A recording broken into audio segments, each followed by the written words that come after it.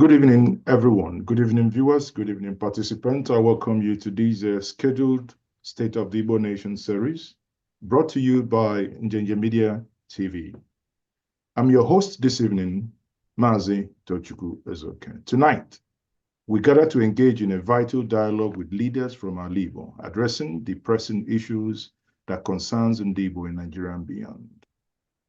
As you all know, in our previous episodes, we've had the privilege of speaking with notable figures such as late Chief Dr. Emmanuel Iwanyanwu, former President General of Ohanaeze Ndi-Igbo Worldwide, esteemed personalities like Professor Osita Ogbu, OON, Senator Iyom Uche Ekunife, DG of the Southeast Governors Forum Secretariat, Senator Chris Anyanwu, Dr. Stanilos Ukeje, PhD, Valentine Ozibo, Abraham Wankwo, Pa Umelazo, former former IG of Police, Chief Michael Kiro, and so many more others.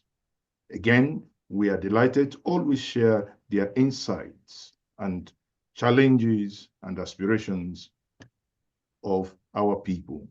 Today, we have a privilege to host a one-on-one, like we always do, a conversation with a distinguished guest who stands at the intersection of Igbo leadership and cultural preservation.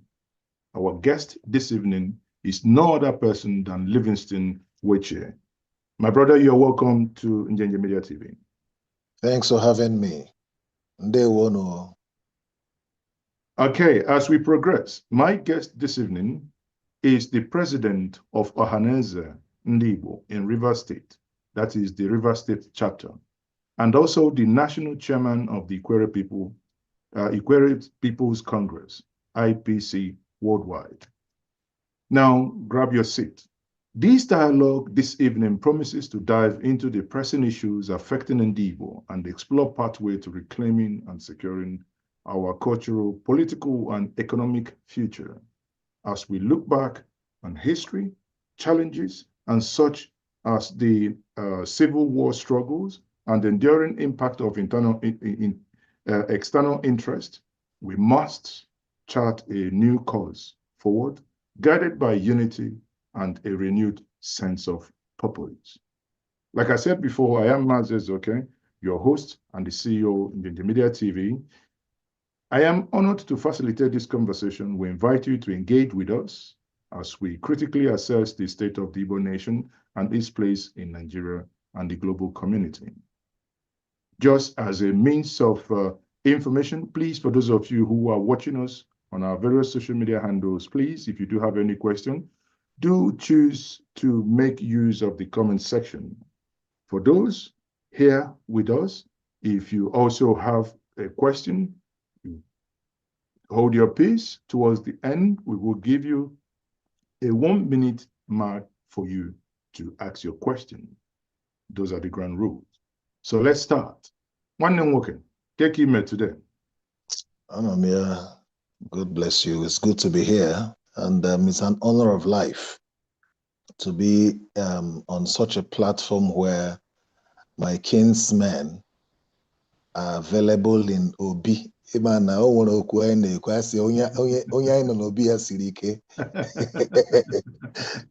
so it's quite a very cheering moment, and I deeply appreciate this honor.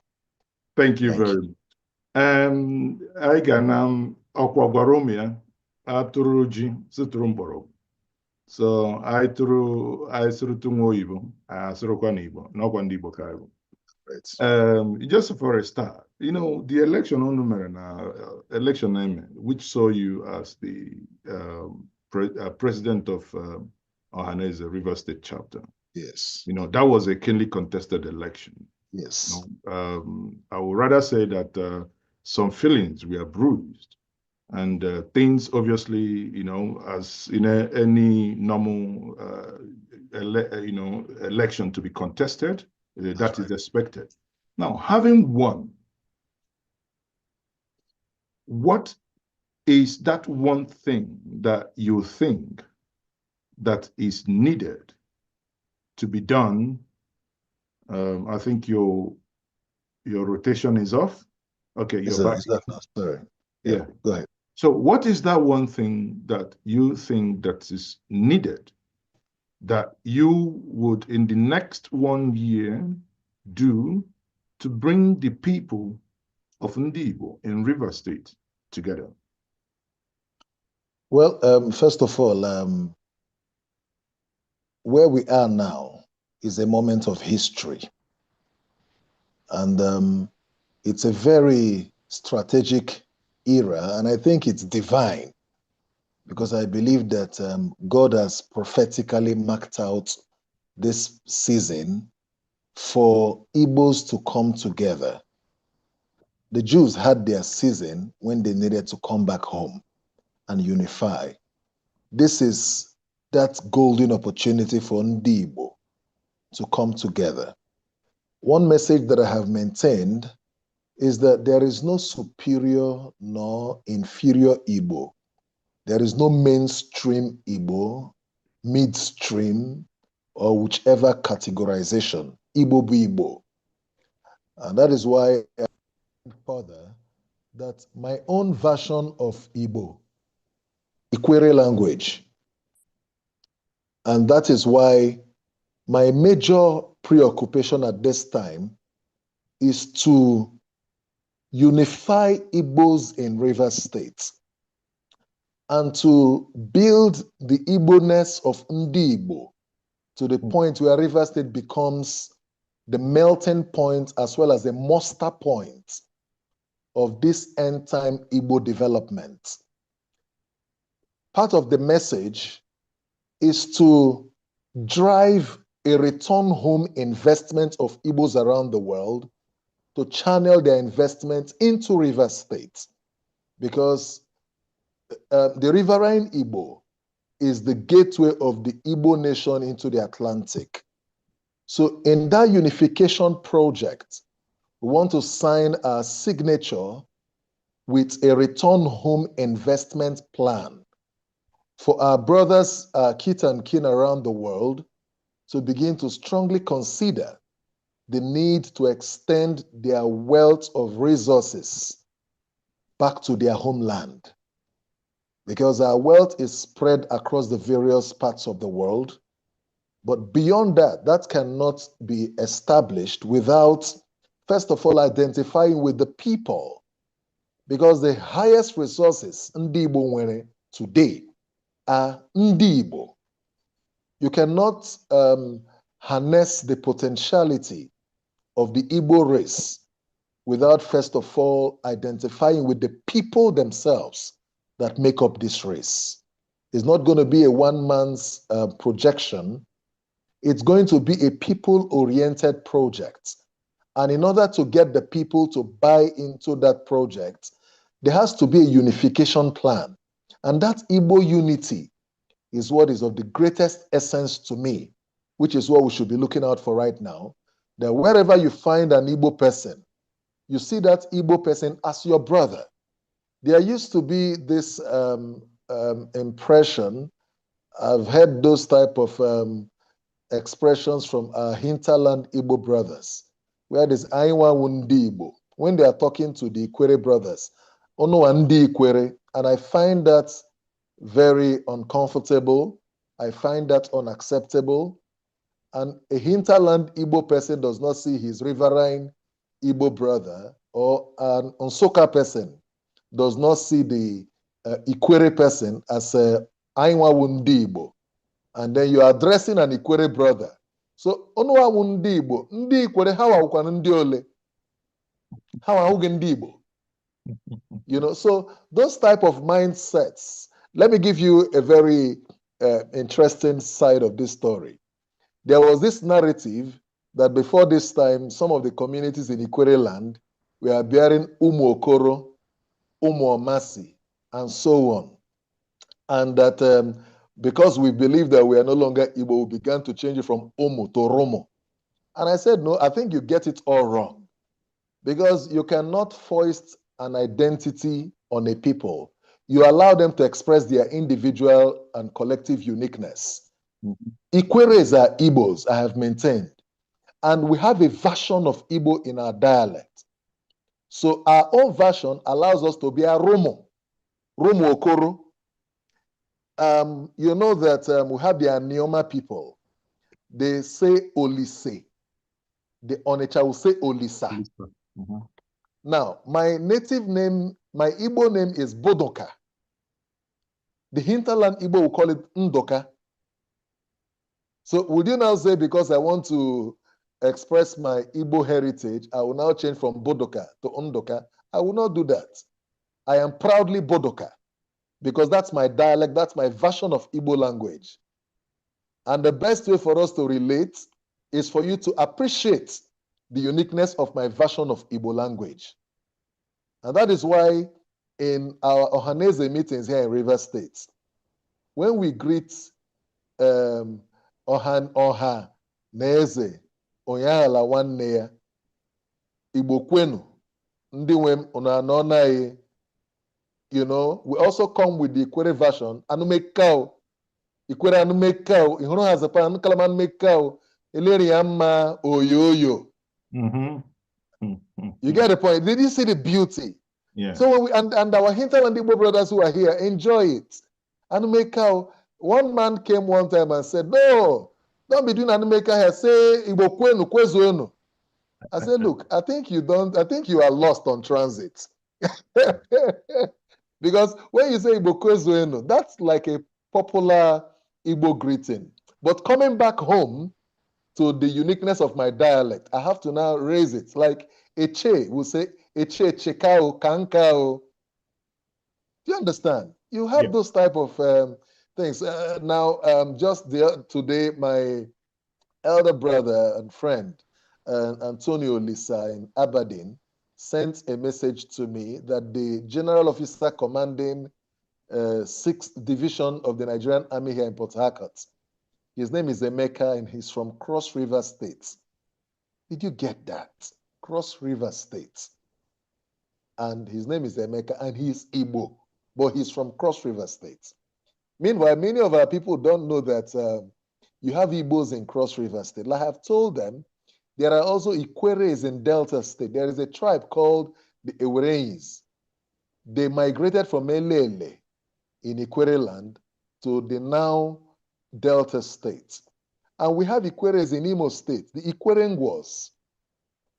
And then we have Ikwerres in Abia State. The Ngwaiheke, they have their brothers here, siblings, the Evo Kingdom and the Apara Kingdom.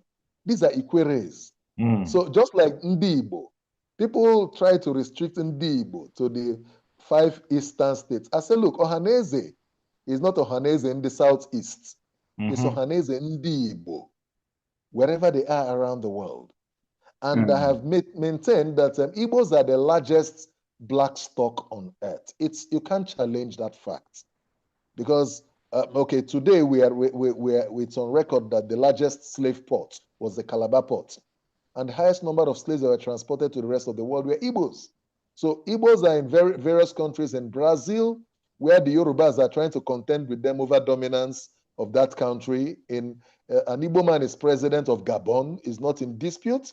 You have them in Equatorial Guinea, Barbados, Cuba, and so on. So the unification project is key to me, so that wherever we find ourselves, we extend our hands across the bridge and hold each other's hands in order to drive our development in this end time. Thank you.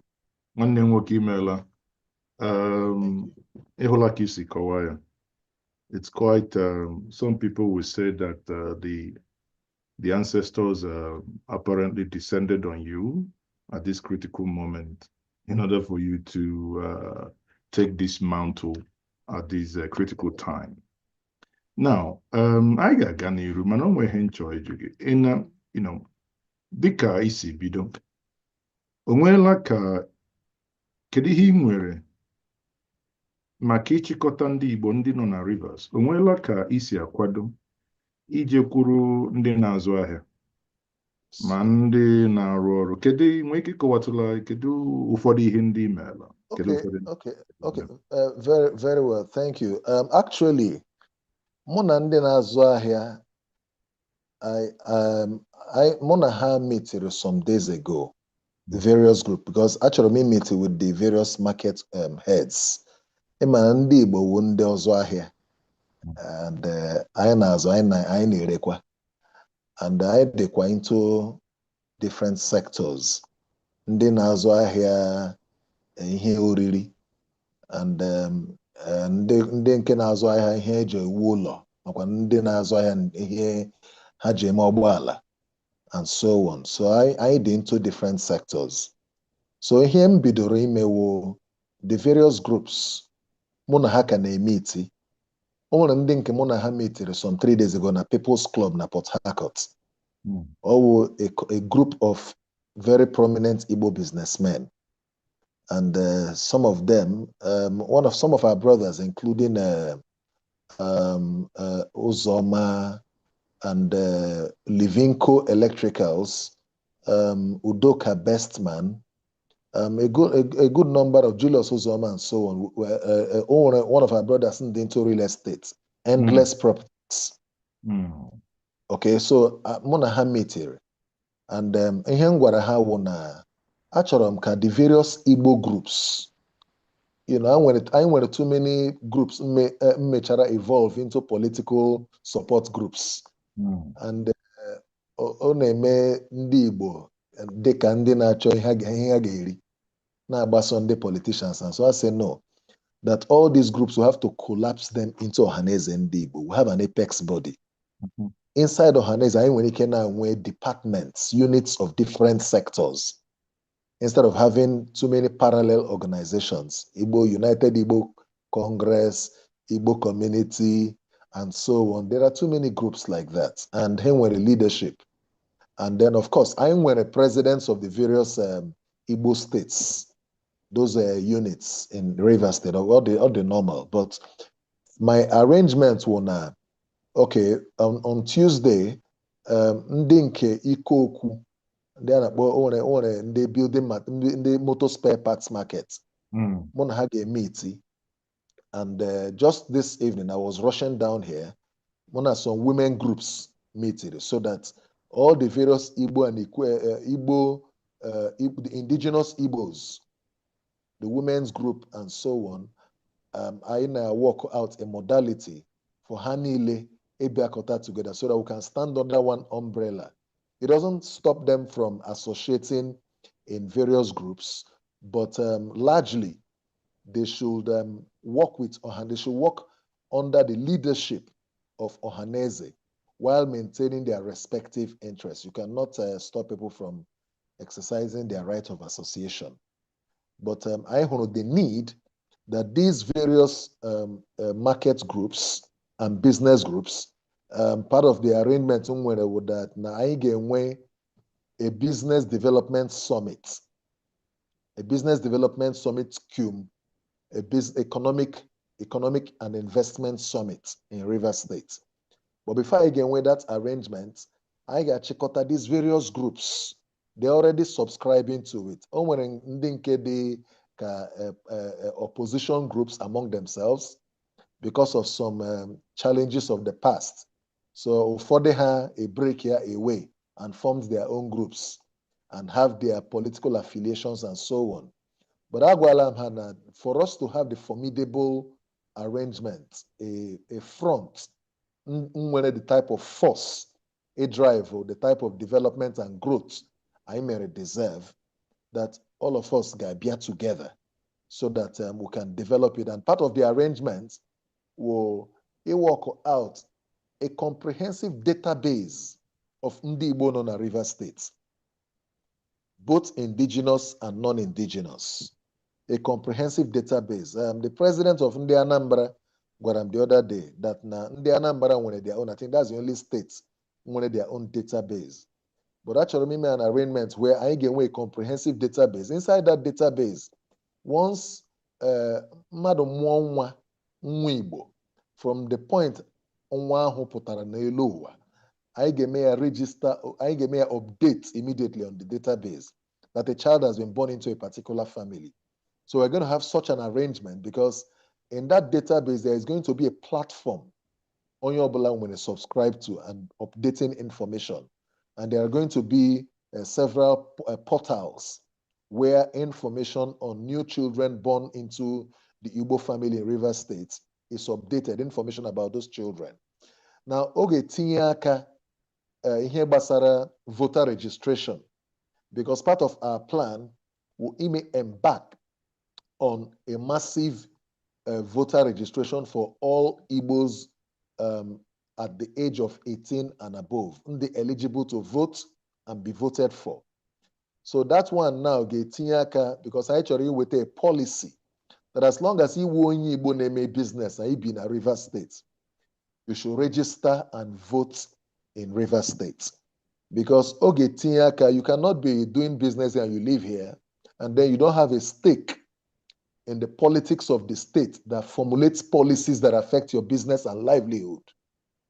So that, because I am the largest political bloc in Rivers State in terms of voting population. So we must be able to harness that. Because before this time, all they reduced to just around the election, hey, we take some Igbo guys to mobilize Igbo population to vote for particular candidates. But this time around, I'm saying that Igbos can determine who governs River States. Igbos can have a say on who governs River States. And you have to do the bidding of those that control or that have an influence, as it were, with profound respect to the other groups. We respect them, they are our neighbors. This is not to undermine them, but everybody in your respective position, you have to up your ante and drive your agenda. It's interest-based and nothing more. So those are the part of the things we are doing. Thank you very much. N'ihe niile ịgụpụtara anyị na-eme, onweela ka onye na-achị Rivers State unu na ya si na-akparịta nkata dịka ebe nwere ike inye aka, ma ọ bụ etu unu na ha ga-esikwanụ wee na-arụkọ maka ọdịmma ụmụnne anyị unu nwa nọ ebe ahụ? Okay, well, first of all, aga m asị na the emergence of our father and leader, Senator John Azotambata, former Senate President pro tempore of the Federal Republic of Nigeria, a great mark, a landmark event for us here in Rivers State. And most of us vindicate, most of us advocate for Ikwerre brothers to, celebrate this Igbo heritage. Because when we all ruled the turn of Rivers State, there were challenges and there were also mischievous plots to move this PG office to Abia State or to extend the tenure of Imo State. Some people were plotting to amend the constitution and do all manner of things. But thankfully, the Governors Forum during the Ohanaeze election may announce, may extend a message to the Governor of Rivers State, His Excellency Sir Siminalai Fubara, Guyana, the turn of Rivers State, he produced the PG. So I may someone at least support the process and the effort so Rivers State can produce the President General. His consent, Guyana, Oge Mayor in writing to formalize that the Rivers State government is supporting the emergence of the President General to come from Rivers State. And the Governor of Rivers State made that later to the Governors Forum of the Southeast. Okay? Is to say that I am a very good working relationship with the Governor of Rivers State to that extent. I don't want to go into personal relationships between the PG and the Governor. They have a very interesting and robust rapport. So, we are having emerged less than a month ago. We are looking forward to, first of all, have an interface, a courtesy visit to the Governor. Thankfully, the Governor may issue a congratulatory message to the PG, Senator John Mbata.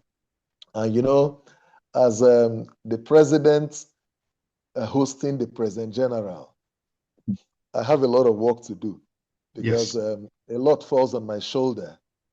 I need to defend my PG, I need to support my PG, and I have to do everything humanly possible and divinely possible to make him succeed.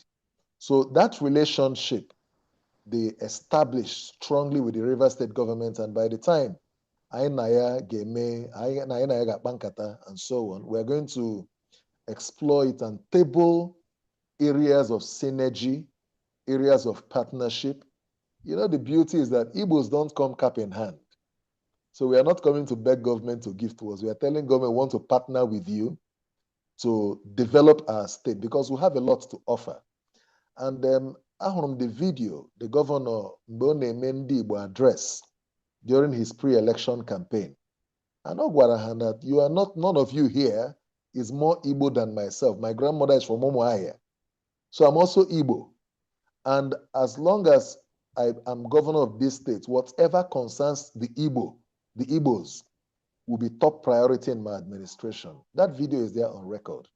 So it's up to us now to explore all of that and take it off from then onwards. Okay. Anyị ga-arapụrụ gị nke ahụ. Maka na dịka isi ekwu, you think you wear two hats, but I tell you we are three. You know, because you're one of your hats is actually that part of Ikwerre People's Congress. So Very well. I make it three. So, but you know, nonetheless, if we look at leadership and accountability, yeah, how do you think that Igbo leaders across the political, cultural, and economic spectrum should work more cohesively to address the, you know, which some people don't believe that is exist, marginalization of Ndi-Igbo, you know? Do you think there is anything within your reach that, you know, as a subset of the main Ohanaeze that River State can bring towards probably addressing marginalization, quote unquote? Okay, first of all, can make this issue very clear.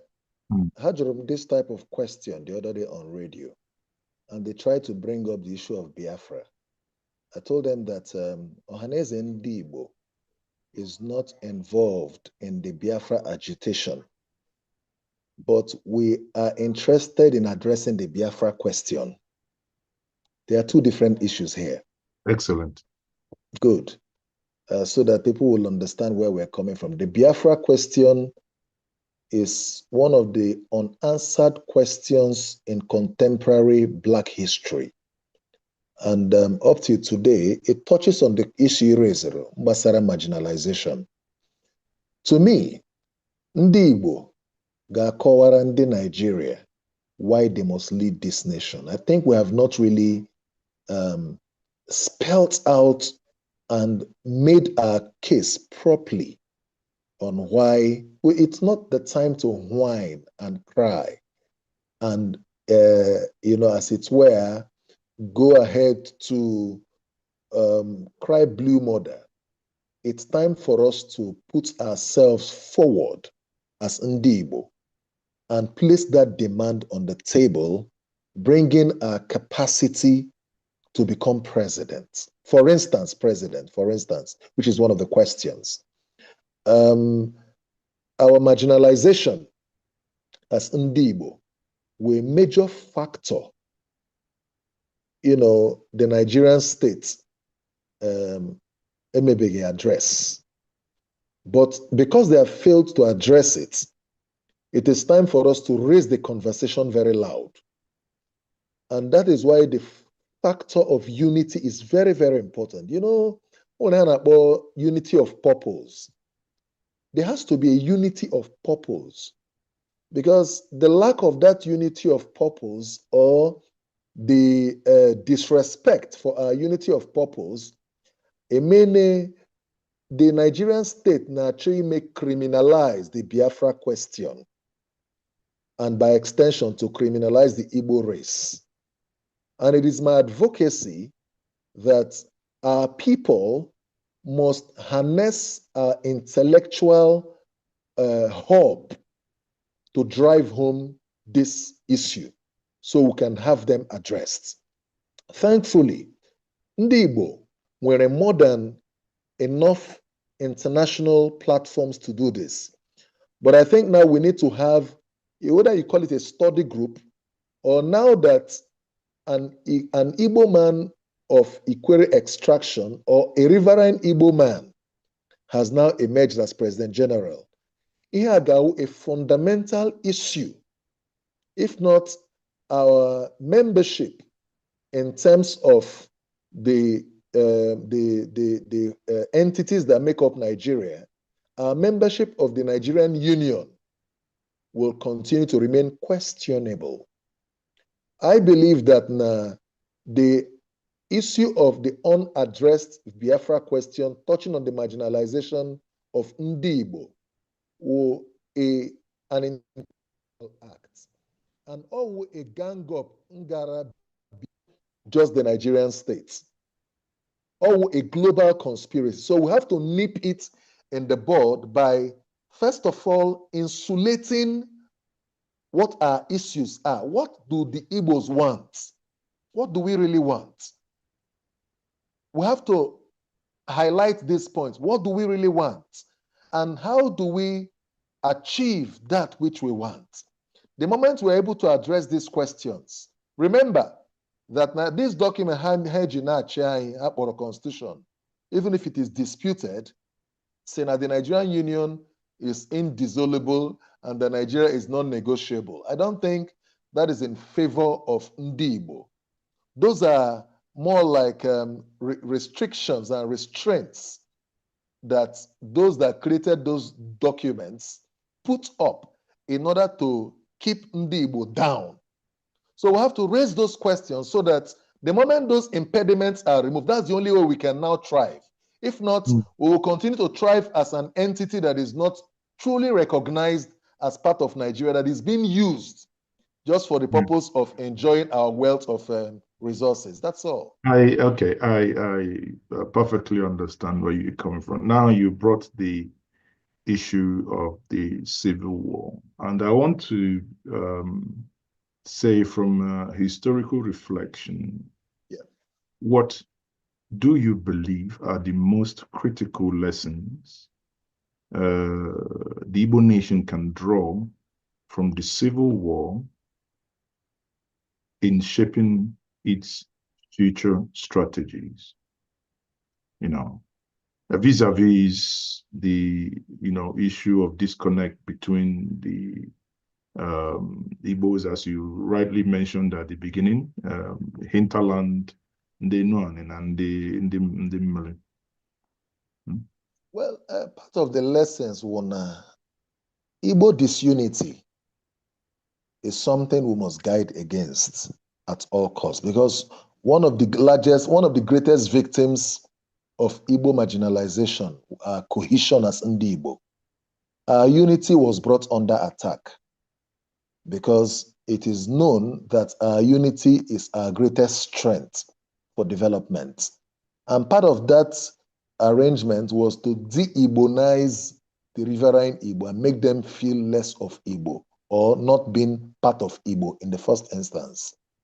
And those were part of the reasons why, in my view, here with the Minority Report by Wilkins, okay, the Wilkins Minority Report, so-called, and then the works of the likes of K. Williamson and so on, who at some point sought to drive home that agenda. There have been several British reports that have sought to de-Igbonize the ancestral Igbos from the riverine parts of Nigeria.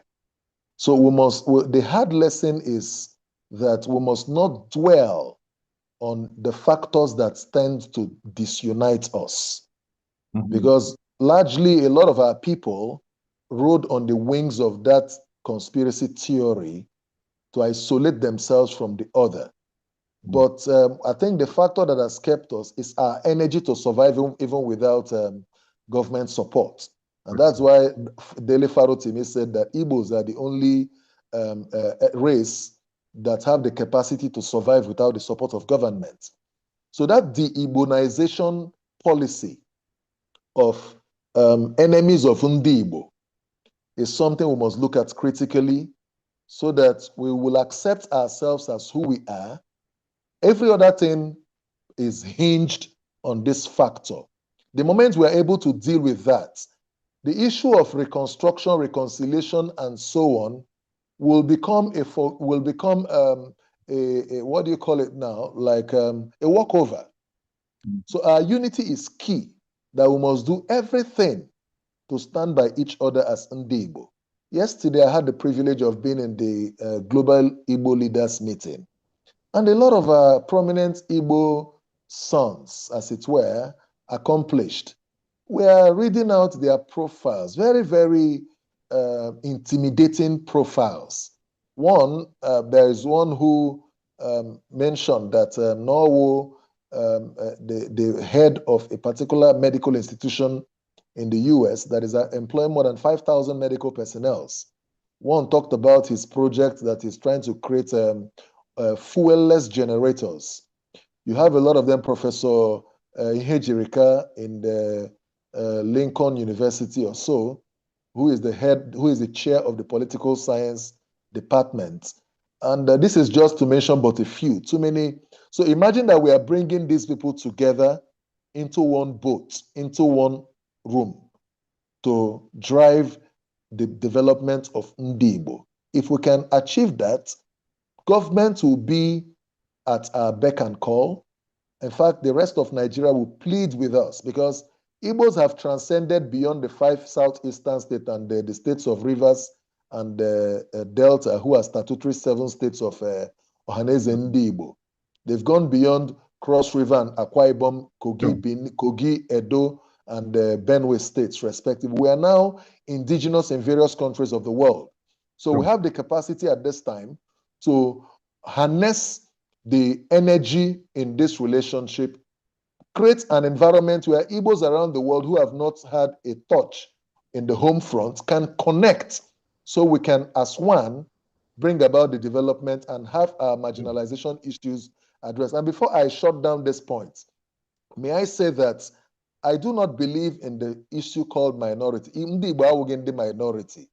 Yes, they've said that we have 3 major Nigerian languages, Yoruba, Hausa, and Igbo, which are major, but the de-Igbo-nization policy brought the riverine Igbo into the minority circle. Before the Wilkins report and before the colonial system, there was no minority group. You can't call Britain that Britain is minority because of their size. They're large, they're one of the foremost world empires. So the size of a people do not determine their level of their influence. Their level of influence is determined by their inherent capacities to influence their neighbors. So it's not a question of numbers or a question of landmass. Those things may add up, but those are not vitally the reasons why, in a bid to make us small and make us look marginalized and forgotten, you now call us minorities whose issues will now be addressed by the Wilkins report. We are too big for that. Okay. I'm glad you actually brought in the de-Ibonization. Yeah. And it brings me to a question that I had, earlier written down, which is, there appears to be a disconnect, and I say this loosely here, between the older generation in Rivers State who experienced the Biafran War and, are you there? Okay. So between the older generations in Rivers State who experienced the Biafran War, who seem less inclined to embrace their Igbo heritage comparatively, and the younger generation, internet savvy, who, with the access to wealth of historical materials, are increasingly identifying with their Igbo roots. Comparing these two, how do you see this generational divide impacting the shared Igbo Ikwerre heritage and the step, or what steps can be taken to bridge the gap? Obviously, many of us do know, I mean, again, I wouldn't want to pin it down to any statistics, but yes, you would agree with me that there is these, in terms of that the younger generations are actually embracing their heritage more as it appears that the older generations are walking away, or rather taking a back seat. Yes. So, Okay. So go ahead. Okay, well, very quickly, let me tell you what you call the older generation. They also have an army of the younger generation that they have deployed on the streets to take the baton from them. We understand all of that, but let me tell you this. What you call the older generation are just, with profound respect to them, is a loose group of pretenders. They are pretending about it, and it's intentional. It's part of the execution or implementation of that same de-Igboization agenda. And those things are post-war scripts, which there was a recent work. I wrote an article titled, Indeed, What is Bini About Ikwerre? And then the second article was titled, The Igbo Hates Ikwerre, the Dummy They Sold to Us. So they use this charade, facade called abandoned property schemes, those post-war arrangements to, most of their narratives are hinged on sentiments and emotional blackmails. When you listen to the things they say, as a matter of fact, when I wrote that first article, one of our brothers in the US, posted a book written by the late Oba of Benin of blessed memory, titled, I Remain, Sir, Your Obedient Servant. On page 19, that was in 2020 or thereabout, I wrote that article.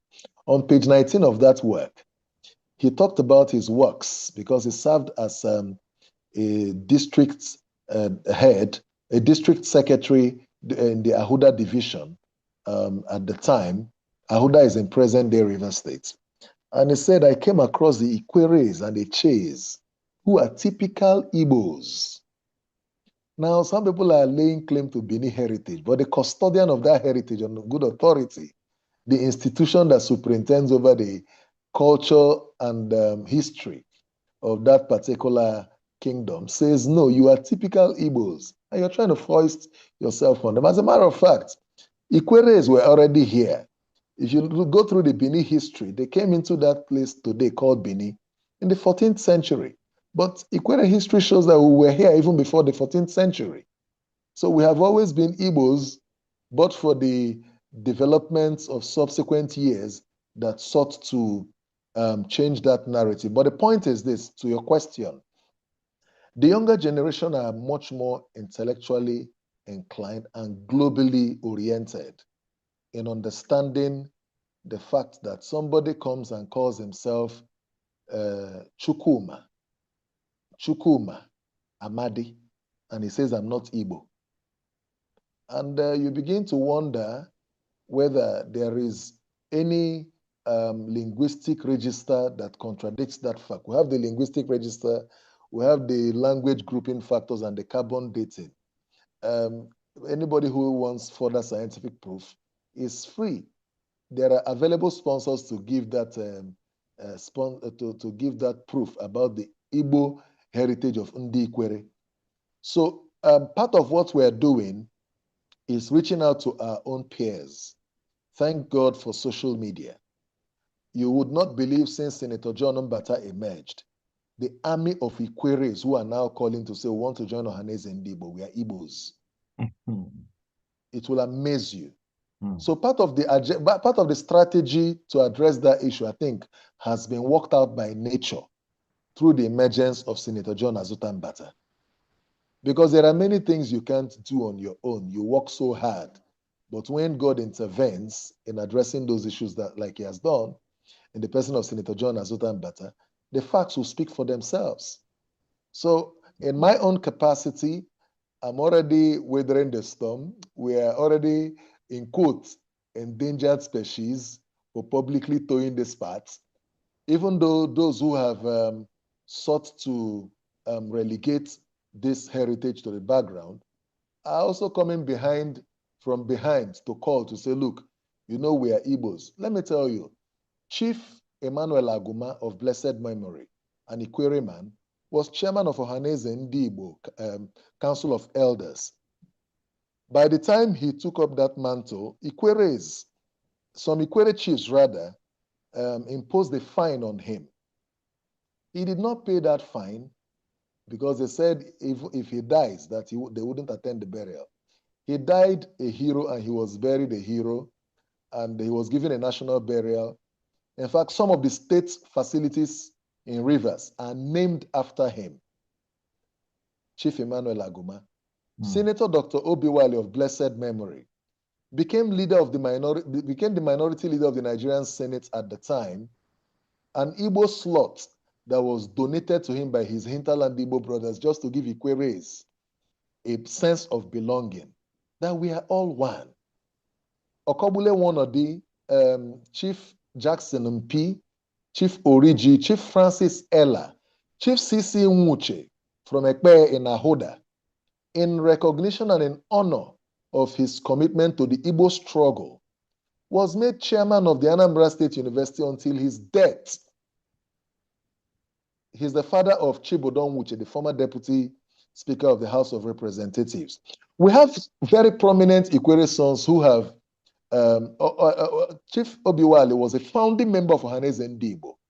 Chief Emmanuel Aguma was among those that wrote the current constitution that created the rotation of the PG-ship of Ohanaeze Ndi-Igbo among the 7 statutory states in alphabetical order, which has now given Rivers State the chance. So the point is that the truth is now walking on the streets in Rivers State, and people are realizing it.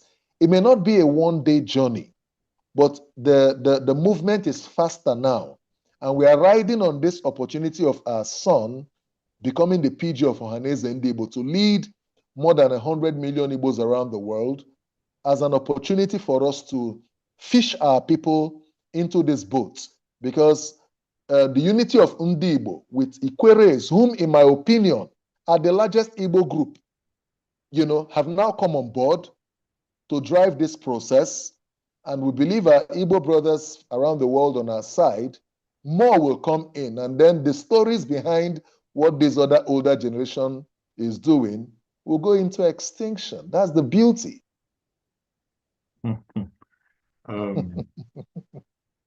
What I said right now has been offending people in these states. Well, like I said to them, I dare you. Well, it's not for us to cause bad blood. No, not at all. Not at all. That's why I'm smiling. Not at all. So, let's move slightly. Before I get people in to ask you questions, we'll be wrapping up. But let's go into these 3 areas, which is cultural renaissance, the role of Ohanaeze, and the youth empowerment. So, if I start with you at the beginning when I asked you the question regarding if you have met with traders in Rivers and your answers, but I would want to piggyback on it this way. How can if I start with the cultural renaissance, I would say, how can Igbo cultural value, language, and heritage be preserved in a rapidly modernizing world where cultural erosion is a major threat? Okay, first of all, let me put a rider to what the position I've held in your last question, above the fact that the PG is from Rivers. Our greatest tool and weapon right now is love. Love. That's why I'm smiling. Love. We will overwhelm our people in Rivers State with the power of love and outreach. That's for that purpose. Now, on this issue of preserving our cultural heritage, it is important. I guess that's what you're dealing with, right? Yes. Now, we must explore the opportunity of cultural enterprise in Igbo land. Cultural enterprise is very, very vital. We have cultural institutions and values that have not been properly packaged for global attention and for the benefit of Ndi-Igbo all over the world.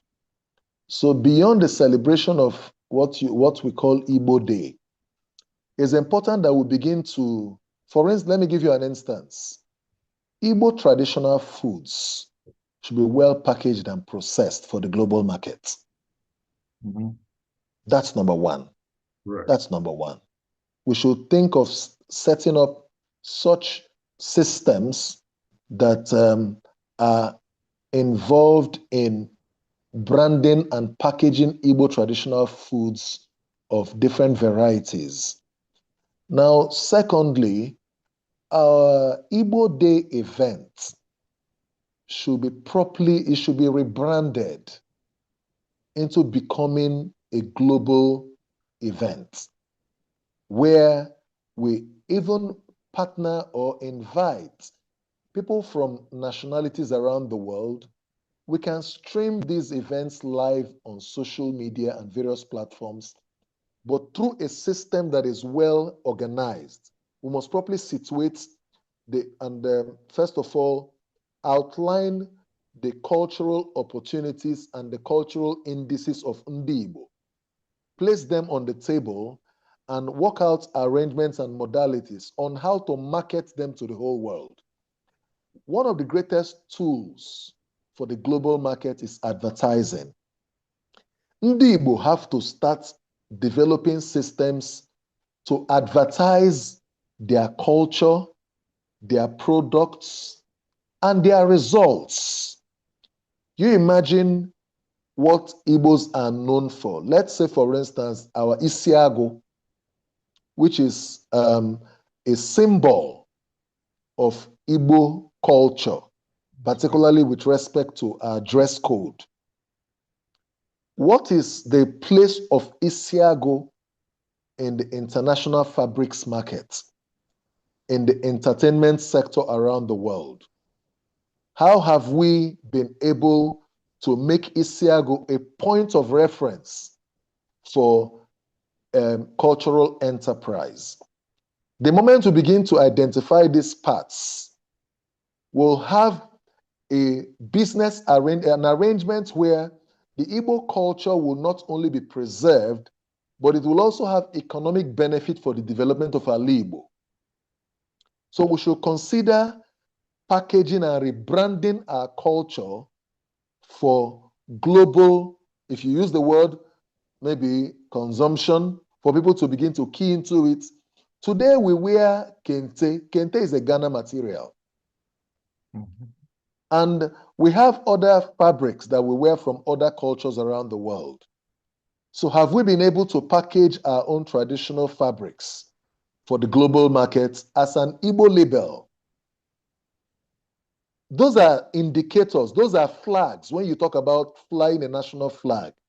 Flying the flag of the Igbo race will have a lot to do with packaging our culture within what I would call cultural enterprise, and also having intentional curriculum for Igbo culture in our academic system. Today I hear that Igbo apprenticeship system has become a subject of study in Harvard University. Igbo apprenticeship system, a subject of study and research in Harvard University. We can do more along those lines. If our apprenticeship system has been identified and selected as a subject of research and intellectual study in Harvard, other aspects of Igbo cultural heritage can be played up to so that they can stand as institutions of global reckoning. The more we do that, the more they are preserved and the more they are beneficial to our people.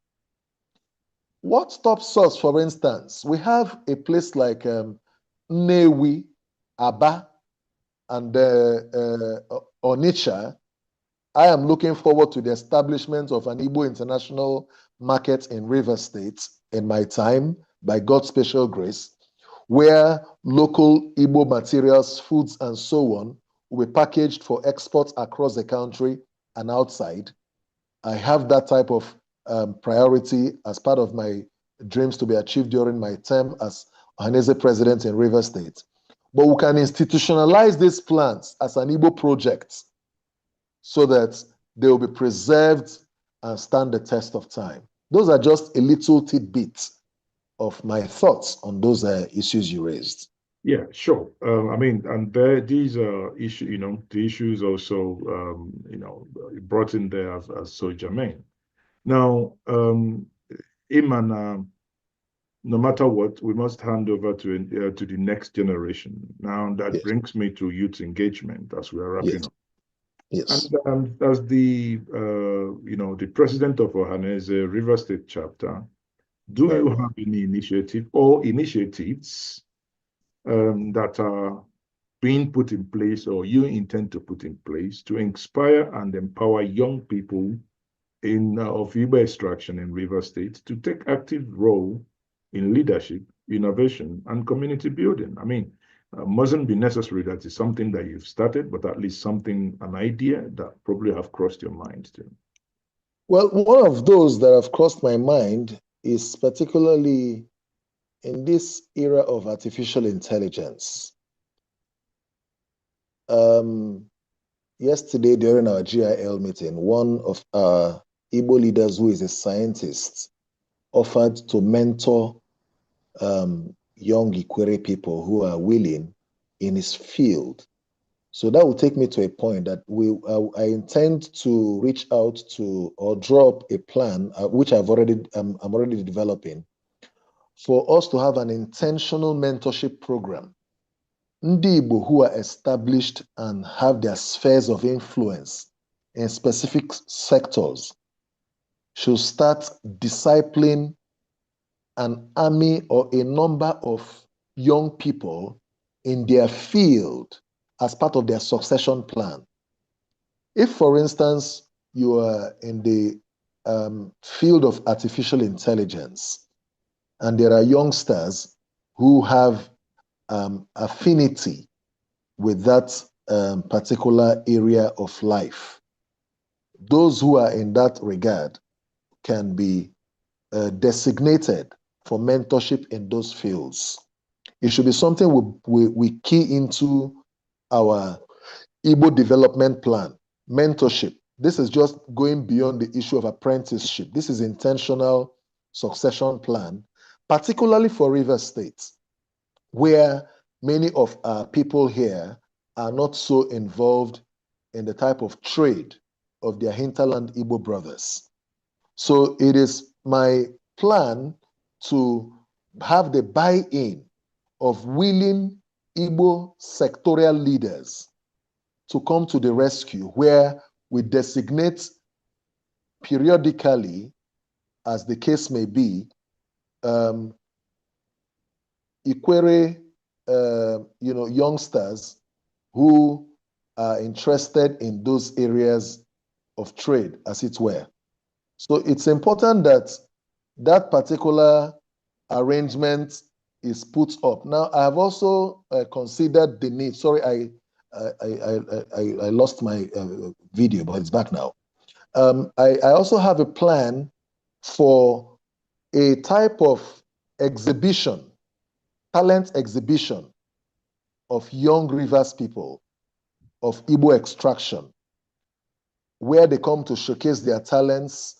During our meeting yesterday with some of the mothers in a community called Obogoro in Ikwerre here, some of them mentioned that some of their children are sports oriented and they are football lovers, and they would love an opportunity where their children are given the window to exploit that talent so that they can have a type of global attention in that talent hunt. So it is my plan that as part of that transfer of generational talent and potential asset-based arrangement, we bring in these young people into the field of leaders who are accomplished in certain fields to mentor them, either directly or by what you may call an open and distance approach, where they give them cover and give them this necessary support to thrive in those fields. It's going to be an intentional arrangement because it's my dream that this will be one of the windows to fish people, particularly in Ikwerre land. Empowerment is key. Martin Luther King will say, any religion that claims to be interested in your well-being but fails to address the economic situations that strangulate you is a dry and useless religion. So we want to use this as an opportunity to fish our people, and as they see our young ones coming into the field of enterprise, mentored by accomplished people, it will attract more people to come on board. So that's part of the strategy, sir. Okay, as we wrap up now, for those of you online, if you wish to ask any question, please get ready with your keyboards and just type them in. We will be selecting the questions that we'll bring back to our guest. And those of you here, please, you may wish to use the comment section or also raise your hand. We already have one hand raised now. Now, finally here, the way forward, or rather, the pathway forward.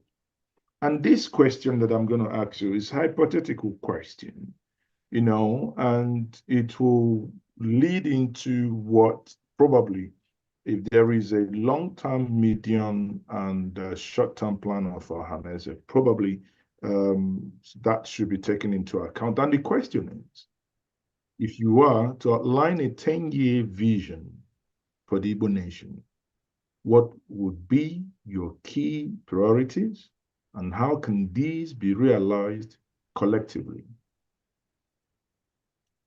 Well, I believe that Igbos have already learned the hard way from experience about the factors that have affected our overall development.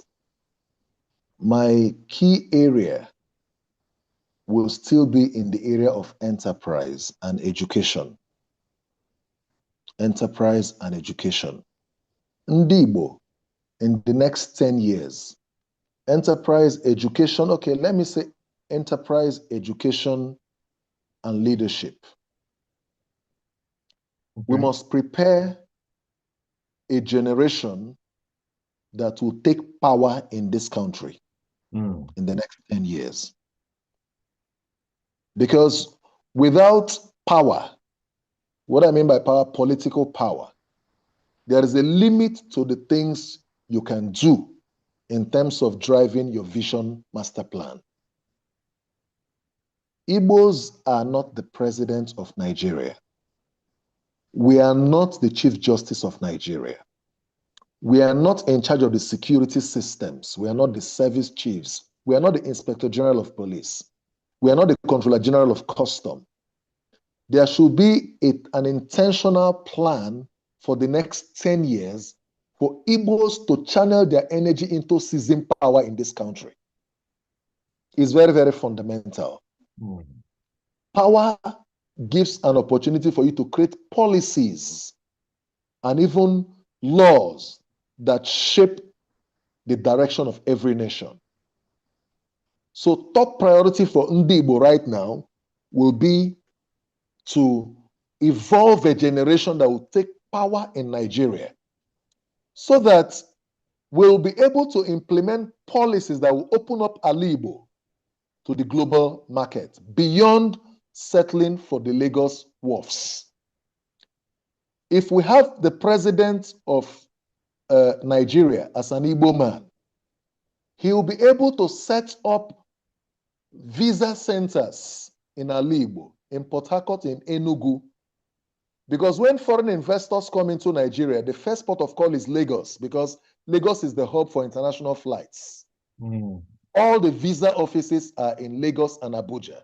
There is none in the entire Eastern region, Old Eastern region, including Rivers Delta, Imo, Abia, Enugu, Ebonyi, Anambra, and so on and so forth. So power is of the essence because power will give us an opportunity to have a presidential directive to open up AlaIgbo, the wharfs in this land. When we talk about Ikwerre or Rivers State being the channel of AlaIgbo, the closest into the Atlantic, you require power to restore the livelihood, the economic mainstay, the Trans-Amadi industrial layout in Port Harcourt, which was crippled in order to make Lagos to thrive, for all the companies to leave this land. and relocate to Lagos. With power, you'll be able to resuscitate the coal mine in Enugu. With power, you'll be able to translate the technologies and scientific innovations in Nnewi into a global market, and we produce sophisticated scientific and technological equipment for global markets. But these are potentials that the lack of power has made Ndi-Igbo to remain limited and restricted. However you want to look at it, the lack of power has highly limited our development. So we are treated as second fiddles in this country. So that is one. The second one has to do with education. Many of our people don't know the level of educational limitations we face as Igbos. Not because we don't have the capacity, but because the system is designed in a manner that our educational, potentialities have been limited because of the lack of, innovation that is needed for our research to make a meaning to the rest of the world. Our people are only being used. Look at what is playing out now. It was the Minister for Health who says that in the next 7 years, we may not have urologists anymore in Nigeria. If we have proper education, as well as the incentivization of education in AlaIgbo, other people may be doing Japa, but our people who are trained here, because of incentivization of research and education, will remain in this land to help our people to develop. And the third one, I've talked about education, I've talked about power. The third one is enterprise. Ndi-Igbo must be intentional as a third plan to see to it that no Igbo child is unemployed and unempowered, because we have the capacity to drive that. So for the next 10 years, there has to be an intentional commitment of Ndi-Igbo around the world to bring their wealth to play through the necessary economic models to flood this AlaIgbo with entrepreneurship and this idea of apprenticeship that bring the younger generation to become captains of industry in successive mode for the prosperity and development of AlaIgbo. Those will be my major lines of action in my suggestions. That is a very, very indeed incisive and fantastic point you've made. And I believe as we have, gentlemen here, with those who are also part of the main Ohanaeze, that they are taking notes, and that we are also taking note in summary as part of our proposition to the Ohanaeze member body to take note of this. Now, it's time for me to take a couple of questions from our, those that have joined us. The first person to ask question is Lizzie Ibine. Lizzie, please, may kindly unmute, restrict your question to 1 minute, please, and no. Okay, so what's happened? Lizzie, please unmute yourself and ask your question.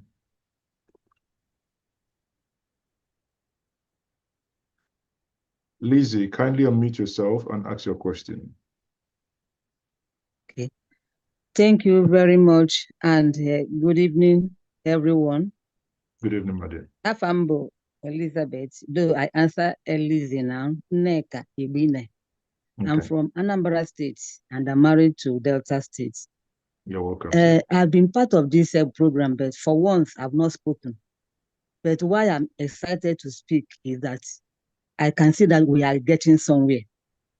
I want to be brief. Now, I have experience of being part of the Nigerian Vision 2020, part of the Economic Reconstruction Group, and part of ECOWAS and AU programs. Now, what we can do for ourselves is, it's true that we need power to be in politics. But what is happening to us? Why should we not trade on Mondays? Has it not taken away that economic power from Anambra, Imo, Abia, all the eastern states? What is happening to the new Niger Bridge? why is it that I passed through there for the first time this Christmas from Asaba Airport, and I found out that they are breaking the bridges, there's robbery on the bridges. What can we as a people do to help ourselves? For us to merge as a nation and take over a power, we have to do some homework, because internally we are not fixed up. We are not in unity. Please, can we begin to do small things and promote enterprise, which our people are known for? That name is moving away from us because of what is happening on Mondays, what is happening at this new bridge. The government has built it for our own good, but why is it turning into a robbery scene? Thank you very much. I don't want to speak much. I will be interested in advocating and participating in planning economic development, empowerment of women, because I myself, I have hectares of land where I am farming in the north, and I live in Abuja. So if we have such opportunities and peace, can't we go home and practice? Thank you very much. I've advised so many ministers of agriculture. I'm part of African Union, but I can't go home and practice. Please, can we start to structure to see etu ndị be anyị ga-esi welu n'ala ụlọ? Ndewonu. Ikwutechala ndewo. I would Livingstone, if you have to hold on, let me take one, so that if you wish to react to what our sister said, you can. We have Chris Ezeoke. Please, Chris Ezeoke, if you may. 1 minute, please, if you don't mind. Yeah, good evening. Good evening, everyone. Can you hear me, Maazi? Yeah? We can hear you, Chris. Go ahead. All right. Mr. Wechie, thank you very much. Your presentation is wonderful. I wish we can have thousands of you in River State. Sometimes it beats one's imagination that you see your brothers who answer your name, who speak your language, who speak, most times I understand, I come from Anambra anyway, and I understand the Ikwerre language more than I do, so can the rest of them, but they will still keep telling you that not Igbos. That's by the way. Do you think that it's necessary the PG, our new PG, Senator Mbata, to address the issue concerning what Minister Mike said recently? He kept saying that the Ogbako Igbo, this Ogbako Ikwerre, this Ogbako Ikwerre, that. That's one. Then the second question is, do you have any plan in respect to Barrister Okuku, to talking to him, because I think there is a faction, he still claims to be the President General. Do you have any plan, because you people it's still the same River State or Ohanaeze? Thank you very much. Thank you. So I would, sorry, you can go ahead and unmute, sorry. Yeah, I will allow you to take these two questions, or rather one comment around the question, then move on. Well, very quickly, our mother who called referring to the issue of sit at home, that's a security issue, and it's an issue that borders all of us, and it's also a priority question. We can only urge that part of the solution to that particular matter, part of it, is that we're advocating for the unconditional release of Nnamdi Kanu. Now, that is not to justify criminality by anyone, even if some of the criminal activities in the Southeast are sponsored to criminalize the entire Southeast. Much as that is also not enough excuse, we are demanding, because he has made a pledge that his release is going to impact seriously, positively on the security of the Southeast. And I believe so in parts of AlaIgbo. Now, it is my view for her to know that Igbos are very wise people. They know their enemies. Some of the things you see playing out, some of the pockets of criminality, well, much as it is common in certain societies, I believe that Igbos are not known for criminality. As such, the campaign will be sustained and improved upon to preach against all forms of crimes and criminality perpetrated in parts of AlaIgbo. We'll continue to do that, and government has a lot of work to do in partnership with Ohanaeze Ndi-Igbo to drive home this message. She has talked about women empowerment and so on. It's part of the enterprise, economic enterprise we've talked about. It's part of the issue of cultural enterprise we've talked about. It's a holistic issue, and it's not one that will be treated in isolation. Economic empowerment is economic empowerment, and it does not know gender.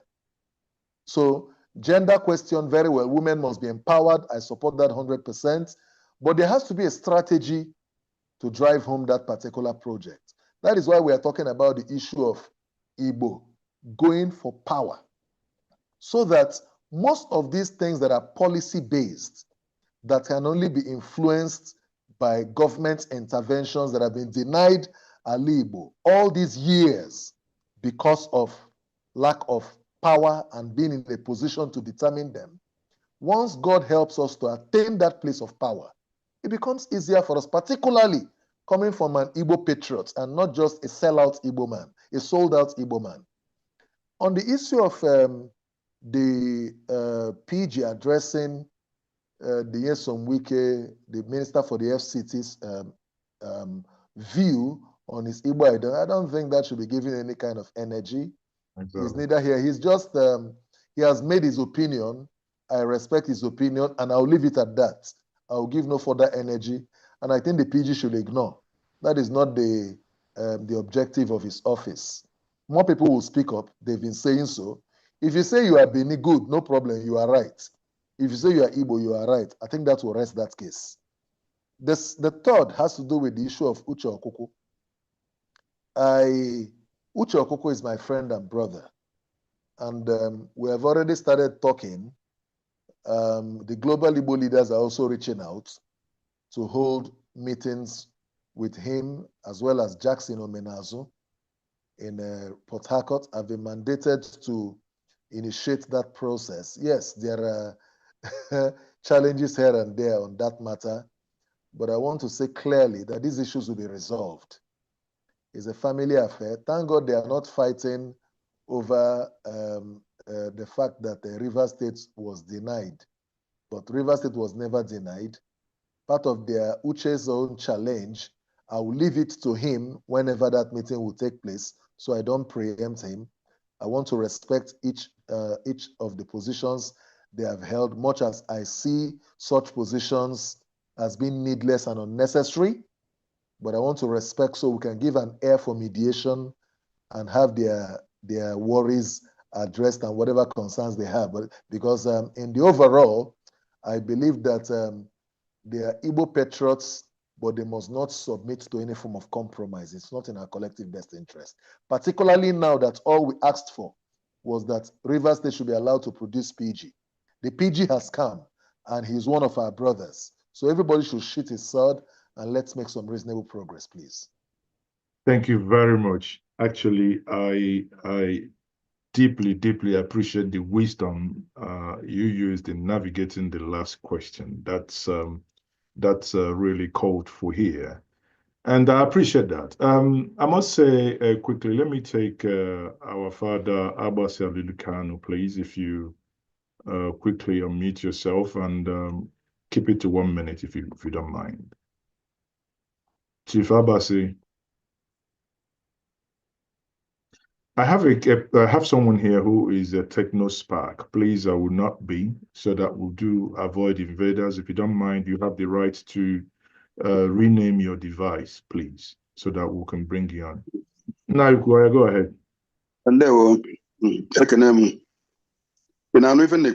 Yes, we can hear you, sir. Okay. Enwere m ife ọzọ m ga-ekwu karịa na obi dị m ụtọ rinne nkenekwa gị ọzọ ị na-arụ ọrụ Chukwu wetara gị jisi ike.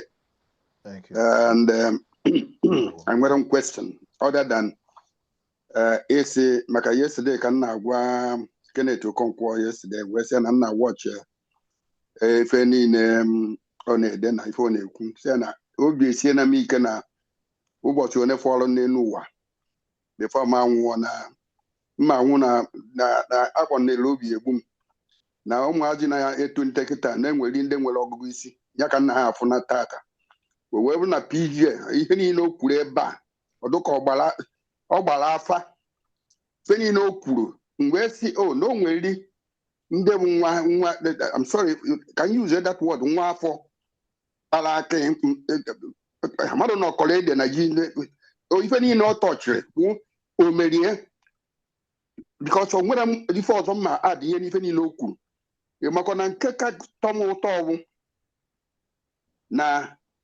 ọ na-ekwusi na nwa ahụ na-amụ ọrụ ha ga-ebido ka amadịrị onye anyị dị na ọ bụrụ 1963 census this and that anakọta na-achọ onye mụrụ onye a ebido taa ugbo afa nke a bụ otu nke ọzọ okwuo that na ụmụ nwoke ụmụ nwanyị ndị na-azụ afịa this and that.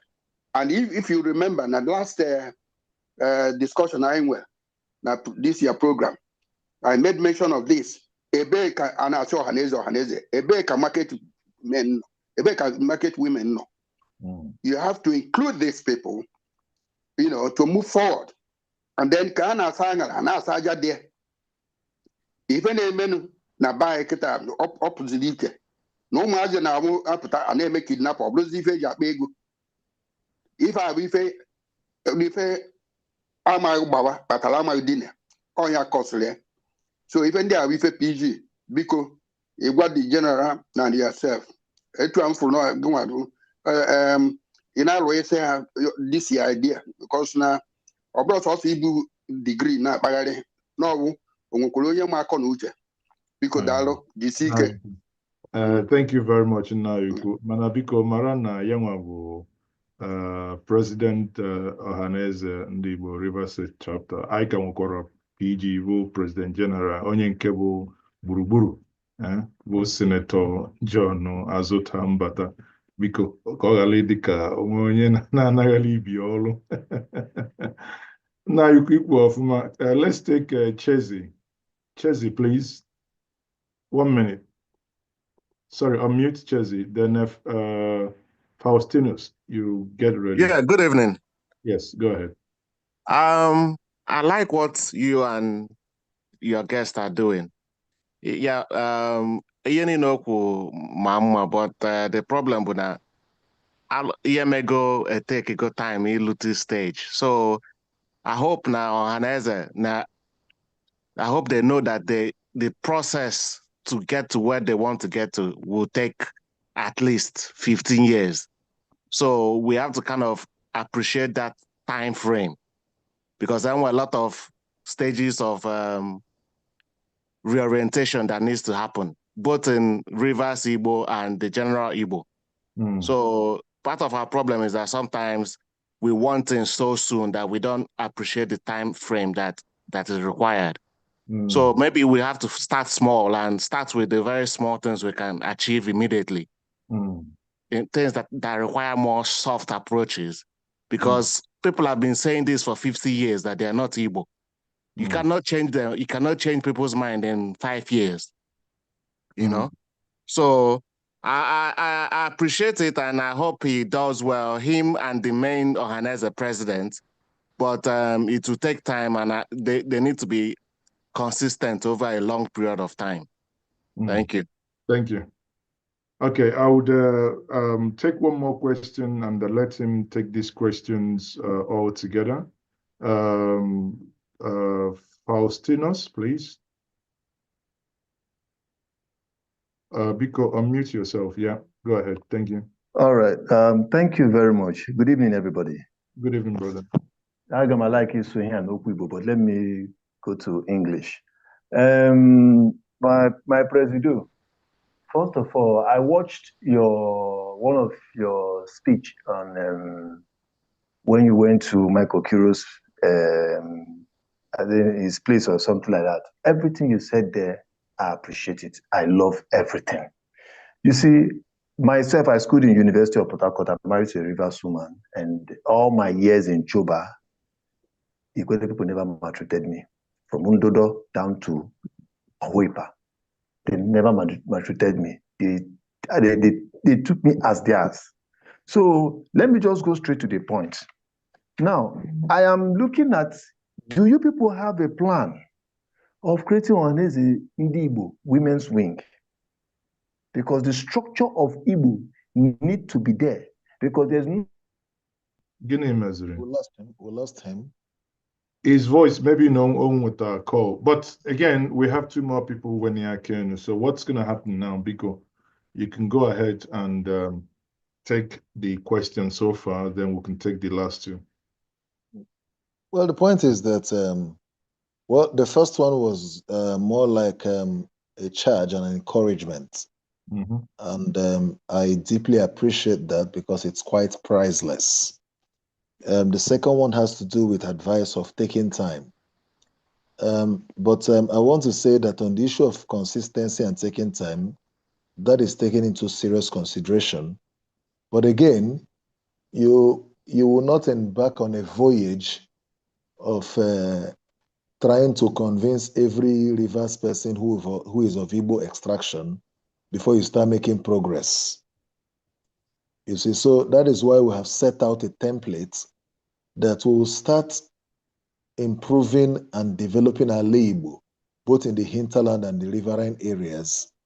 And we'll have this as a medium for people to come on board.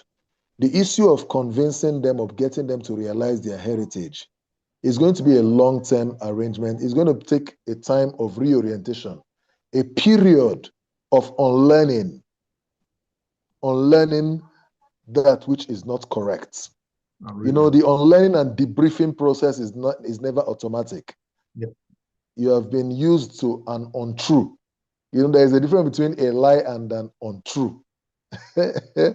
In this case, there is a lie content and also an untrue content in the falsehood that has been peddled over our Igbo identity and our Igbo heritage. So that is very vital. We are going to take our time, and it's not a one-man business. It's not a one-man business. It's a collective effort so that the development and prosperity we look forward to can go round. But we will not wait until we achieve that reorientation completely before we start taking steps for our prosperity. If the only Igbo man that believes in his Igbo heritage in Rivers State is one person, after all, God delivered the Midianites into the hands of Gideon as one man. So we will work with that one man. But our greatest weapon to go a-fishing and fish them into truth will be love, progress, and prosperity, covered and sealed and laced with truth. We'll stop at nothing within lawful means to drive truth to the homes of our people. Now, concerning the plan, the issue of the women's wing. Yes, there is a functional women's wing of Ohanaeze Ndi-Igbo in Rivers State. The women's wing leader has already been constituted. In fact, yesterday I held a meeting with a large number of Ikwerre women, and they all bought into this project, and the women leader was presented to them, Mrs. Uju, and a BOT, I appointed a BOT chairperson for the women's wing, and the person of one of our daughters from Isiokbo, Mrs. Nice Alemesea. So we have them on board, and they are working tirelessly. In fact, there is another wing of the single ladies, Ohanaeze Ndi-Igbo single ladies, particularly those who are in the universities. There is also a unit like that we are developing for the women, as well as setting up campus chapters of Ohanaeze Ndi-Igbo in higher institutions of learning in Rivers State, particularly in Rivers State. I want to speak for Rivers State. And then we are also by the middle of next month, we are looking forward to setting up Ohanaeze structures and chapters across the 23 local government areas of Rivers State. So we've been working very hard. It's quite tasking. The logistics are quite heavy, but we are doing a bit. You know, it's enough to talk, but after the talk begins the work. Okueme. So we're already on the streets, we're on the road round the clock to achieve this, because there must be no loopholes.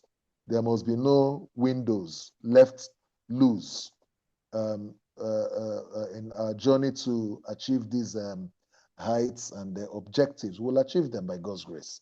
And everybody is buying. Market women are strongly involved, but we'll expand further to make sure that they are not just involved by way of being mobilized, but they are actively involved and participating and also seeing the results of their effort. So, thank you very much for those clarifications. I think our brother Faustinus is back. I don't know what happened, but so just make it very quickly, please. If you just unmute and make it very, very quickly. You've just done part of your 1 minute. All right. Yeah, go ahead. I don't know if you can hear me. We can hear you loud and clear. All right. It's the network where I am. Now, let me just go straight to the point. Let me just go straight to the point of the network issue. Now, I made mention of the Ohanaeze Ndi-Igbo women, yes, which is okay. Do you people, in the course of planning, have a system whereby every sons and daughter in Ohanaeze Ndi-Igbo, I'm not talking about Rivers State, too. I'm talking about a system whereby every sons and daughters of Igbo land, whether from the hinterland or the river right area, pay dues, whether you're a member or not, particularly those in the diaspora, so that when they come back home, because they have been paying certain amounts, when they come back home, any little medical, they can go and have medical check from a reputable hospital from Ohanaeze Ndi-Igbo, where they can go there and check themselves and they go home without paying because they've been paying dues. Then another one is, can we have a system whereby our brothers in other states, 7 states or 9 states, in total where you have Igbos are 13 states, how do we bring them in? Okay. It's another, particularly those from Benue State, Edo State, Bayelsa, Kogi, yes, bring them in. These are our brothers. Bring them in and put them in the structure. Thank you very much. Okay, very quickly. Let me say clearly, as for Rivers State, I've talked about the database, but to add to it, the part of the database arrangement is to officially have every Igbo child. If you're a family of 5, that family of 5 will pay a particular fee for registration into Ohanaeze Ndi-Igbo.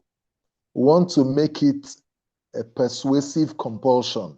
I use the word persuasive compulsion so as to say that we want to make it very important that every family, every Igbo family should have every member of that family officially registered with Ohanaeze Ndi-Igbo. And the monies that will be realized from that particular plan will go a long way to set up, a world-class free medical facility in Rivers State for the indigent Ndi-Igbo who may have medical challenges and go there to sort them out. We intend to set up a trust fund through a special arrangement that will serve as a special purpose vehicle for educational intervention. There are 2 things we want to set up: a free school and a free medical facility for indigent Igbo children in Rivers State. Now, that is why the issue of paying monthly dues comes on stream also, because these monies will add to the arrangement. If there is an Igbo child anywhere or an Igbo person that is in distress, that is in trouble, we'll have a way of reaching out to such persons to intervene in their troubled situations, whatever those challenges are. whether it's a police arrest, as long as you've not committed a crime, and so on. So I want to say that these plans you've reeled out are on the table, and we are working tirelessly to have them implemented. We already, we are just barely 2 weeks old on stream. So we've already outlined these and our meetings, because whatever we are doing, we also want to be in alliance with the national office, which is headed by the President General, distinguished Senator John Azota Mbata, my father. So I want to say that it is our plan to have these things set out so that we can have an Ohanaeze Ndi-Igbo that has a corporate setup, And let me also cheer you with this. Beyond having the issue I mentioned about main market in Rivers State, we also intend to have an Igbo house that will house the Ohanaeze Secretariat in Rivers State, a befitting edifice with a large compound that will serve as a melting point for Ndi-Igbo. You can easily come there, go to the cafeteria, pay some fees, and have a meal, an Igbo traditional meal at all times, so that we can also have an environment that reminds us and allows us to enjoy the beauty of our Igbo-ness. So that is the point I seek to make on the issues you have raised. Thank you very much. Thank you. And the last but not the least, Gary Okechukwu, please. Okay. Good evening, everybody. Thank you, host, for the wonderful job that you are doing. I want to start by sending my heartfelt congratulations to both Chief Livingstone Wechie and the President General on their new elections. I was happy when the roles were zoned to Rivers State, and they quickly snapped up the posts. I'm also happy with all the plans and programs that he has lined up to achieve in Rivers, to ensure that the flag of Ohanaeze is kept flying. One thing that I'm thrilled about is his plan to ensure that the truth is not hidden anymore. The one that I liked most was where he talked about the lies and the untruth that have been planted, and which over time he will work towards unraveling. It won't be a day's job. It will take some time, but consistency is the major thing that has to be watched out for. I would therefore ask him, based on all the interest that is generated with his appointment, based on all the prayers that members have been praying with him, is it necessary for him to, he can tell us what does he think would be his problem, or how would he want Ndi-Igbo, or how would he want Ohanaeze to help him to achieve some of these lofty ideas that he has, so that we can on our own start helping from our own end. Thank you so much. Thank you.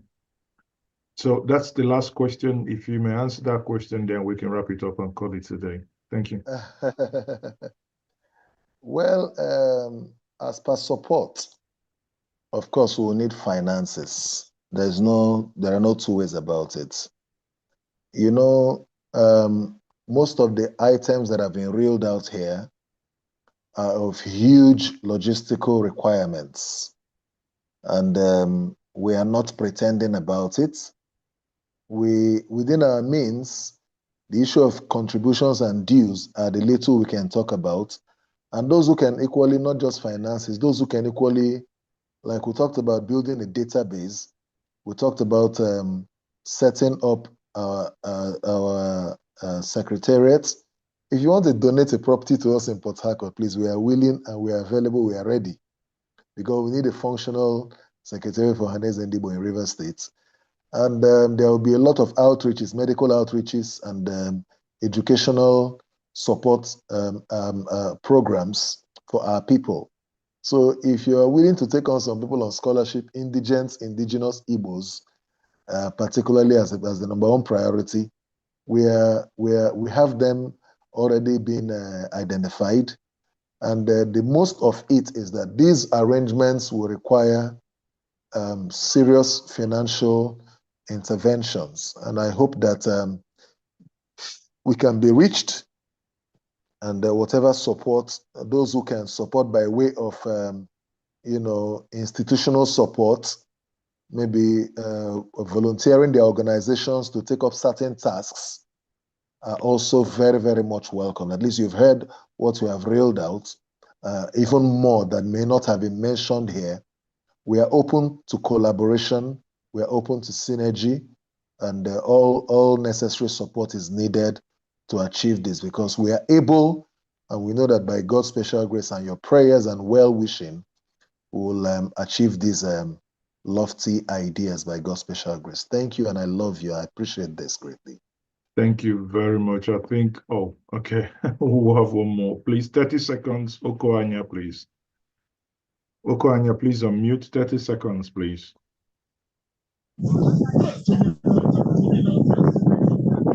Okay,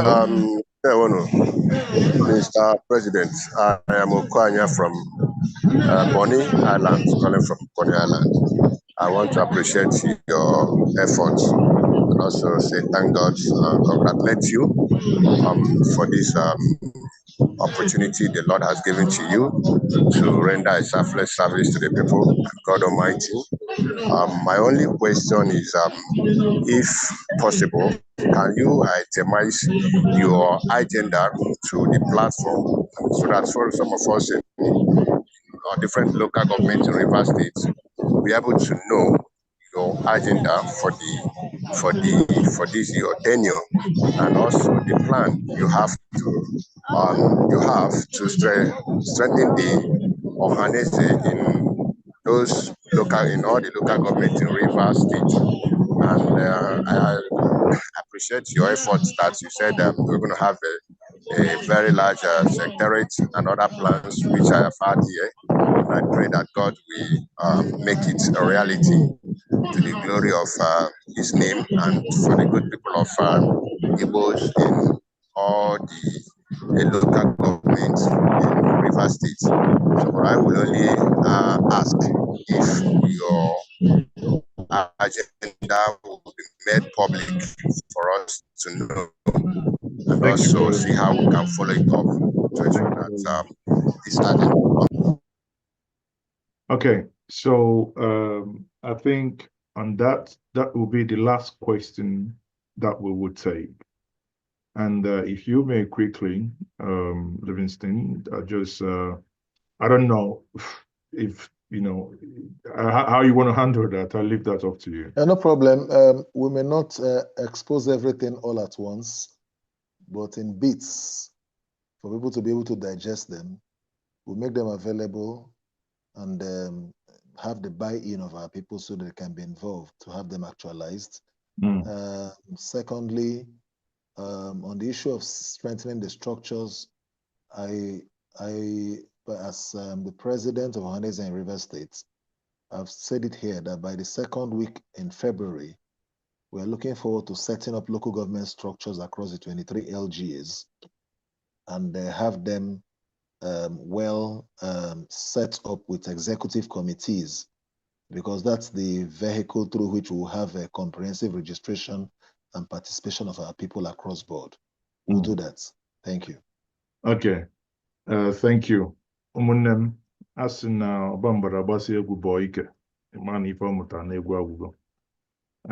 that note, we are come to the end of this conversation with our dear brother who joined us from Rivers State. Now, there are a couple of things that came out of this conversation in summary here. He has outlined the things he believes and the things he wished to do for Ndi-Igbo in Rivers State. He has also given his ideas as to what the Ohanaeze National should do. There are times that when we refer to Ohanaeze, we refer to Ohanaeze as third person singular, and that makes it abstract. I will ask all of us, anyị ncha niile bụ ndị Ohanaeze. Ọ bụrụ na onye na-ekwu okwu sị, unu bụ ndị Ohanaeze, ọ dịghị mma. Maka na iso bụrụ ya, ma ị na-abịa nzukọ ma ị naghị abịa nzukọ, mmalụ amalụ na ọ bụ igwe bụ ike, na mụ na gị bụ ọha. Anyị ma na ya enwere ndị bụ eze, mana mara amara na ọ bụ anyụkọ mamịrị na ọgba ụfụfụ. O nwekwana ka mamịrị gba ụfụfụ ma o metụ gị ala. Ma mamịrị ga-agba ụfụfụ, ọ ga-akpọrọ isi metụ ala. A sịkwa na nchịpụta ede abụghị ọkụkọ, maka na nwanne anyị nwoke anyị na ya nọ ebe a ekwuola ihe niile dị ya n'isi ọ ga-eme, mana o nwere otu ihe dị mkpa o kwuru. Ọ sị na ọ ga-achọ na a ga-enyere ya aka ka a mara kedu ka a ga-esi weta ego a ga-eji rụọ ọrụ a. Ọtụtụ n'ime anyị anọrọla na-eche otu afọ abụọ, gịnị ka Ohanaeze na-eme? Ọ gwara anyị na a ga-eme nke na ọ ga-eme nke ọzọ, ọ ga-eji isi ya wee rụ. Mmadụ agaghị ebunye nwata nnu akpụ ya mmiri. Ọ bụrụ na anyị nwabụ ndị Igbo ziri ha ọrụ, chọrọ ka ha rụọla anyị ọrụ ma rụkarịa dịka ha kwetere na ha ga-arụla anyị ga-ama etu anyị ga-esi welu tụba aka n'akpa anyị. Ma ọ na-anọ na diaspora, ị nọ na Rivers, ị nọ n'Enugu, ebe ọ bụ na onye Igbo nọ, biko nọ n'oge na-adịghị anya anyị ga-akpọtụrụkwa ha sị ha na ya bụ ugo a na-ekwu na o berelala mgbọgbu. Biko, kedu akara ebe a ga na-akwụnye ụgwọ ka ndị mmadụ onwe ka o si metụ ha n'obi? Maka na ọ bụrụ na ọ nwere onye na-abụ oje ebe a na-aṅụ mmanya, ọ ṅụọ iko mmanya na-abụ, si mara amara na ihe a na-ekwu bụ ihe gbasara anyị, gbasakwanụ maka ọdịnihu anyị. Anyị ga-asị onye ṅụọ, kama anyị ga-asị ga aṅụ na chacha, kama ṅụọ otu iko ma were ego otu iko nye Ohanaeze ka ha wee na-arụrụ Igbo ọrụ. Ụmụnne m niile, ana m asị unu na ya bụ chi ya bụ ugo eberegokwana na mgbagbu. Ọ dị ka ebe a ka anyị ga-adọta igwe okwu anyị wee sị na ya bụ okwu anyị ekwutegokwana ya nke ọma. On this note, I say once more to my brother, it's been a fantastic time with you, and I'll say, please, if you may use 1 minute for your closing remark before we call it a day. Well, thank you for this honor of life. And ụmụnne m, biko, anyị chọrọ ka anyị niile jikọta aka so that ihe anyị kwuru ka ya ka anyị mee achieve. Ịfụnanya dị very important. Na Ikwerre anyị na-akpọ ya ọhụnanya. So ọ dị very, very important that ndị Igbo ga-ahụ onwe ha n'anya. Ịhụ nwanne gị, ọ dị ka ihe na-ekwu na Ohanaeze onye aghara nwanne ya. So let's all uphold love and know that God is on our side. This is our golden moment as Ndi Igbo all over the world. Whatever we can do at this time to develop AlaIgbo and to make it a place of envy to our neighbors, the time is now. For those of us in Rivers State, we'll do our best. I call for global support for our President General, Senator John Azotan-Bata. Please rise wherever you are. Pray for him. Let him be a point of prayer on your knees and his management team. Give them the necessary support to achieve this task because he's the president of the Igbo Nation. Let us stand by him and give all the necessary support. As for us in Rivers State, we need your prayers also, and we need your physical support because we can't achieve all this. But in all, know that we have a future, and in the summary, like you talked about the Igbo development plan, we should have 100 years development master plan for AlaIgbo. So we can be taking them phase by phase so that in the next 100 years, in every decade, we have a lot to say, this is what we achieved within 10 years, pursuant to the 100 years development plan. Thank you and God bless you. Thank you once more. It's been a conversation that we have had with our guest, Livingstone Wechie, the president of Ohanaeze Ndi-Igbo Rivers State Chapter and national chairman of the Ikwerre Progressive Council, IPC. Ikwerre People's Congress. Ikwerre Progressive Congress, IPC. Ikwerre People's Congress. Ikwerre People's Congress. I don't know, maybe APC have gotten into me. Ikwerre People's People's Congress, yes. IPC Worldwide. So it's been a very lovely time. So on those of you who are watching us online, we'll say to you good night, as usual and customary here.